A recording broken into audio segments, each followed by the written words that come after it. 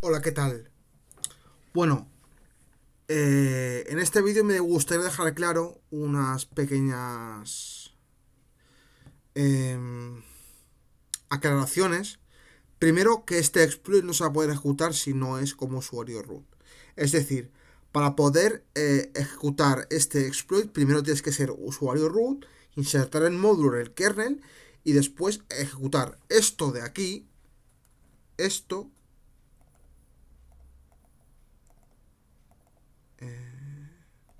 esto, que es el código fuente del cliente, que envía un hash al servidor, que es la máquina infectada, que primero, recuerdo, tienen que escalar privilegios e insertar el módulo para que pueda acceder, ¿de acuerdo? Envía un hash y se escribe, punto y final. Eso es lo único que hace. Es un simple exploit que se ha desarrollado con fines educativos. Por favor, no me malinterpretéis. Este exploit no es para joder a nadie. No es para fastidiar ni a una empresa ni a nadie. Es simplemente por fines educativos. ¿De acuerdo? Yo lo hago exclusivamente para aprender, para que aprendamos todos y seamos una comunidad. Simplemente eso. Yo solo intento ayudar. Intento ayudar porque el Linux no es seguro. Linux no es seguro. Entonces, básicamente nos vamos a encontrar con estos problemas. Entonces, para que sepáis que esto puede pasar, que puede suceder, por eso he escrito este exploit para que veáis la realidad y no os quedéis con que Linux es seguro y ya está. No, todo es inseguro y se puede romper, ¿de acuerdo? A partir de aquí voy a explicar cómo se procede a ejecutar este exploit, ¿de acuerdo? Vale, una vez aclarado esto, primero vamos a ver el código fuente, lo voy a explicar paso a paso para que me entendáis. Para que no quede ninguna duda, básicamente, de que yo lo hago con fines didácticos, ¿de acuerdo? Vale. Eh, Eso es una función que se encarga de parsear una estructura de inader. Básicamente es una estructura donde se aloja la IP remota y el puerto, el tipo de socket que se va a utilizar, el tipo de protocolo que se va a utilizar, etcétera, ¿de acuerdo? Pero en ningún momento es una función maliciosa, ¿vale? Esto de aquí sí que es una función maliciosa. Es decir, lo que hace es enviar un mensaje por TCP, bueno, utiliza el kernel en message, que lo que hace básicamente es enviar hacer un send como si fuera en un cliente Linux, envía un cliente al socket, envía un mensaje al socket con el buffer que se le envíe por TCP, por el protocolo TCP, pero en ningún momento eh, bueno, va a hacer algo extremadamente peligroso, ¿de acuerdo? Entonces, esto lo que hace es recibir el buffer del cliente en el caso de que se envíe algo, porque ya os digo que para poder enviar primero necesitas tener permisos de root, pero no vais a poder hacerlo si no eleváis privilegios.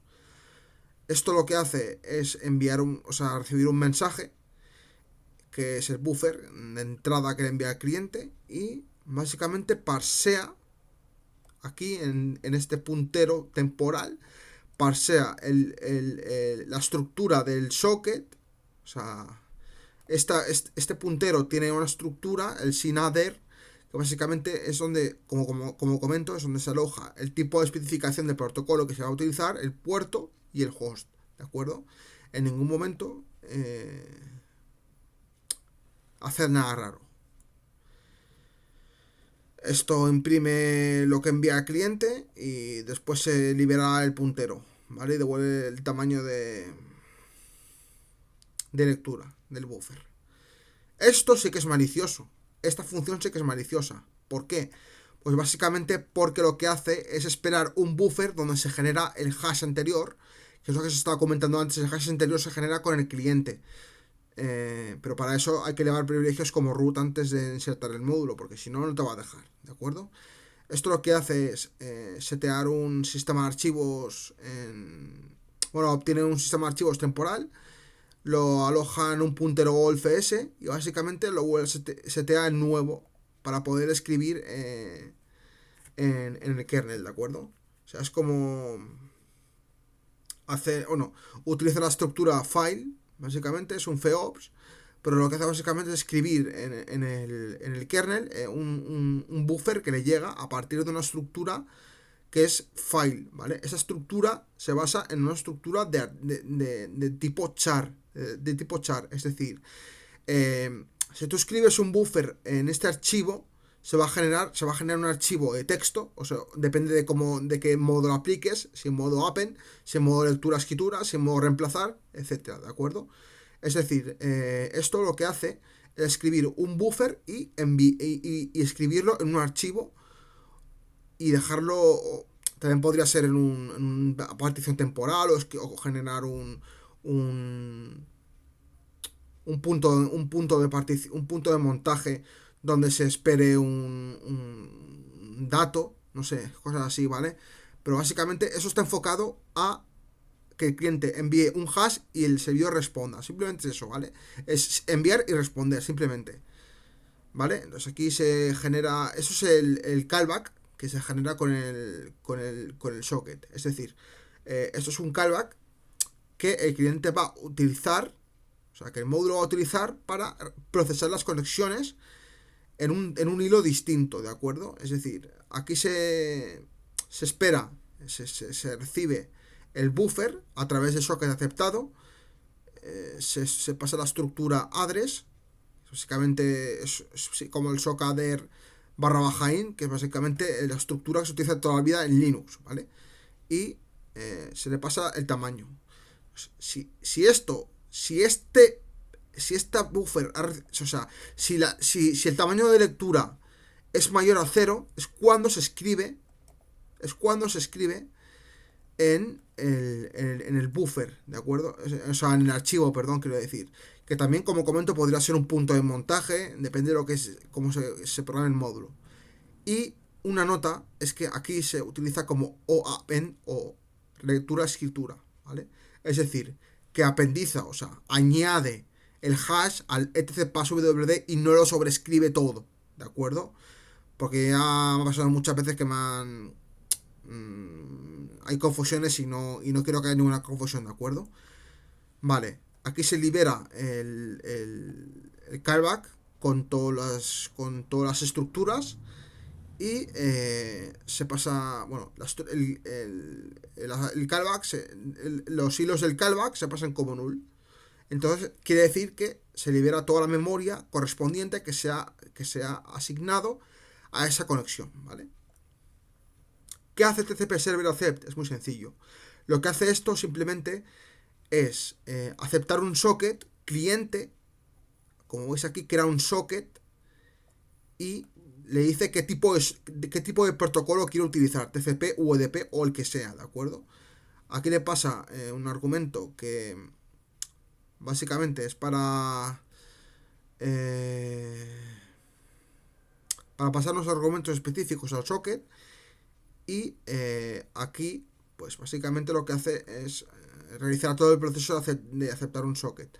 Aquí es cuando resuelve el nombre de host del cliente y vuelve otra vez a generar un puntero temporal en la estructura sinadder y lo imprime con prinfo, libera el temporal, el puntero temporal y vuelve a hacer todo el proceso de callback. Es decir, genera un hilo específico con el callback connection handler y le pasa el buffer que recibe, el data y el módulo name, ¿de acuerdo? Hace un malloc, antes de nada hace un malloc con el tamaño de la estructura del callback, ¿de acuerdo? Y lo procesa en espacio kernel, ¿vale? Vale, una vez hecho esto, me gustaría explicar también el TCP Server Listen para qué sirve. Porque mucha gente me lo pregunta, ¿para qué sirve esto? Bueno, esto lo que hace es listar, o sea, es como listen en Linux, se utiliza listen más el backlog, que es el número de conexiones correspondientes, con el que se va a procesar el socket. Es decir, Se aceptarán 255 clientes o 1000 clientes o lo que especifiques en el backlog, ¿de acuerdo? No quiere decir que se vayan a procesar todos, hay un límite, ¿de acuerdo? Porque no puede ser que procese 1000 conexiones a la vez, ¿de acuerdo? Entonces aquí se especifica que sea de tipo local y nader ANI significa que resuelve la IP de la máquina local y se asigna a la estructura s barra baja adder. Entonces aquí se especifica la familia del protocolo, que es AFINET, y aquí se especifica el puerto. Entonces bindea el socket hacia la estructura donde se ha asignado esos datos, ¿de acuerdo? Aquí se asignan esos datos, ¿vale? La conexión, el tipo de socket, la estructura del socket y se obtiene el tamaño del socket servidor, ¿de acuerdo? Si es menor a 0 significa que falla. Si no, hace el listen y pasa el backlog, que son 16 conexiones remotas, ¿de acuerdo? Aquí vuelve a hacer otra vez el callback, otro callback. Se le pasa punto null porque no hay ningún dato que recibir. Básicamente, solo acepta un socket y le pasa al módulo el nombre del módulo, ¿de acuerdo? Bueno, y aquí inicia el servidor, que es cuando se inicia, bueno, crea un hilo que está basado en POSIX y lo que hace es listar un socket y pasarle el nombre del módulo. Simplemente eso, ¿de acuerdo? Aquí es cuando se pasa es las funciones entrada-salida, bueno, entrada-salida de entrada, o sea, el init y el exit de los módulos. Esto ejecutaría, todo esto aquí ejecutaría el módulo al iniciarse. Y al liberarse el módulo, al hacer un rmmod, se ejecutaría esto de aquí, como se ve aquí, ¿vale? Una vez explicado esto, me gustaría explicar lo que hace el cliente para que no haya ninguna confusión. El cliente lo que hace básicamente aquí es definir una macro, Hacksaw Buffer Size, que son de 4040 bytes, ¿de acuerdo?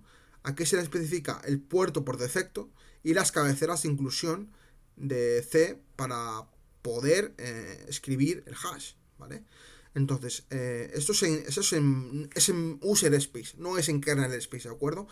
No confundamos el kernel space con el user space. El user space te permite utilizar funciones o syscalls del sistema que están definidas en el kernel para que se usen en el espacio usuario. Los syscalls del kernel o las funciones del kernel solo se utilizan en el kernel, no en el user space. O sea, por mucho que intentes hacer un backdoor con syscalls del kernel de Linux, no vas a poder. No vas a poder porque no puedes llamar a esas funciones. Entonces, no tiene sentido, ¿de acuerdo?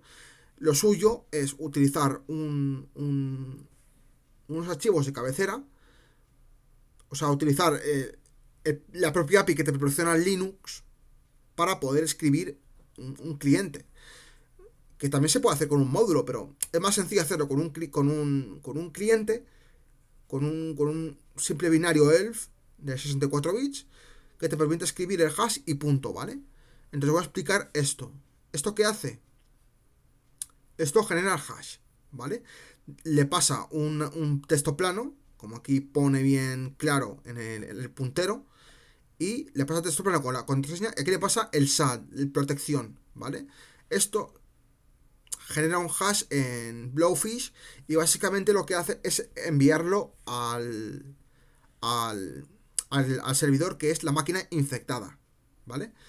Esto aquí lo que hace es generar una contraseña en el buffer, es decir, hace un snprintf que básicamente le pasa los parámetros de la estructura userinfo con el hash, que básicamente será esto de aquí, ¿vale? Como veremos, el resultado será el nombre de usuario, el user ID, que es 0 root, el grupo es 0 root, el ownership es powned y el directorio es root y tiene una share asignada, ¿de acuerdo?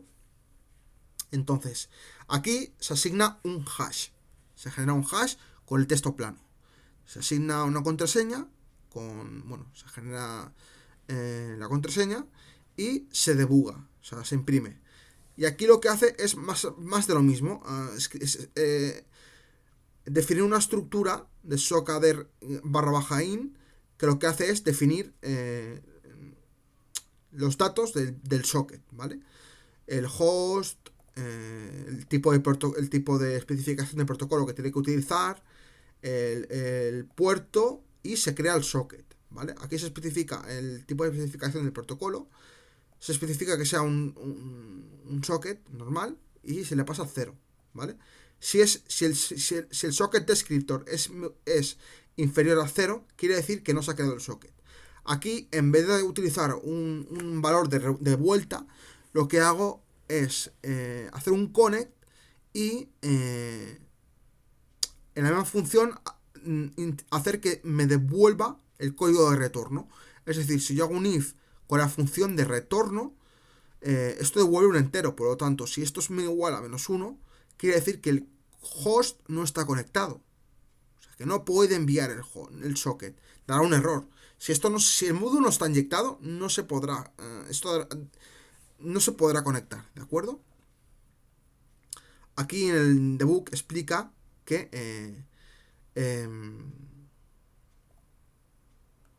se ha enviado el hash y se envía al socket descriptor con la contraseña y se inserta el módulo, pasará a insertar el hash, ¿vale?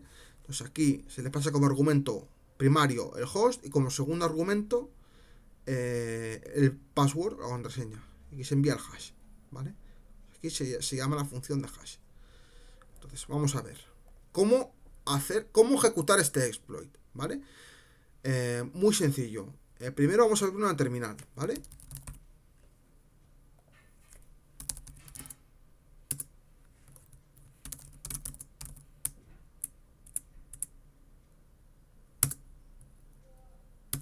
Si me deja entrar.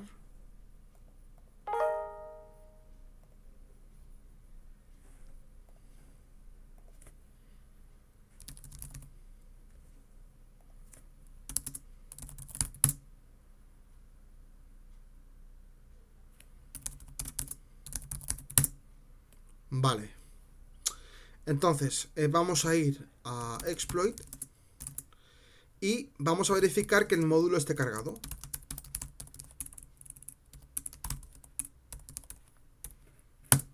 El módulo está cargado, ¿vale? Vamos a hacer un dmesc. Yo he hecho una prueba y, como veis, ha recibido hash, ¿vale? Pero lo voy a hacer para que lo veáis de nuevo que no se puede si no es usuario root. Voy a salir de aquí, voy a ir al directorio donde tengo mi código y voy a hacer un smod. Ni siquiera reconocer la orden, ¿vale? Entonces primero lo tengo que ejecutar como root, ¿vale? Para empezar tenemos un error, ¿vale? Entonces voy a hacer un make clean. Voy a volver a compilarlo. Entonces voy a borrar el módulo.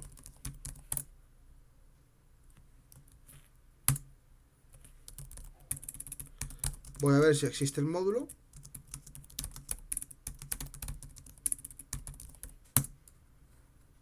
No existe.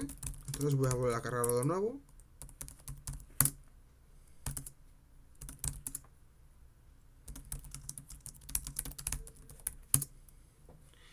Y como veis, el módulo se ha cargado correctamente, ¿vale?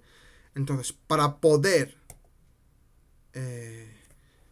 hacer funcionar este exploit, primero tengo que ser root. Entonces, una vez sea root, puedo ejecutarlo. Entonces, con el cliente, lo que voy a hacer es ponerle la IP y el password. Ahora el sistema me avisa que ha inyectado un hash, ¿vale? El kernel me avisa de que ha inyectado un hash. ¿Por qué se lo he dicho yo? ¿Vale? Porque se lo he dicho yo. Entonces, paramos. Y si ahora verificamos el passwd, quiere decir que se ha inyectado el hash, como os he explicado antes, ¿vale? Entonces, una vez hemos entrado como root hemos insertado el módulo, vuelvo a decir que tienes que elevar permisos, y has insertado el hash, podrías loguearte como root, como vas a comprobar ahora mismo. Vale, ya estoy como root. Básicamente es esto lo que quería explicar. No quiero que haya confusiones ni haya ninguna confusión. Básicamente esto es un vídeo didáctico para que todo el mundo aprenda, porque me gusta compartir mis conocimientos, ¿de acuerdo? Es simplemente eso, ¿vale? No quiero ni fastidiar a nadie, ni joder a ninguna empresa, ni hacer daño a nadie, ni soy el malo de la película, ni tampoco soy un criminal, ¿de acuerdo? Solamente quiero ayudar, ¿vale? Espero que os haya servido este vídeo y hasta la próxima.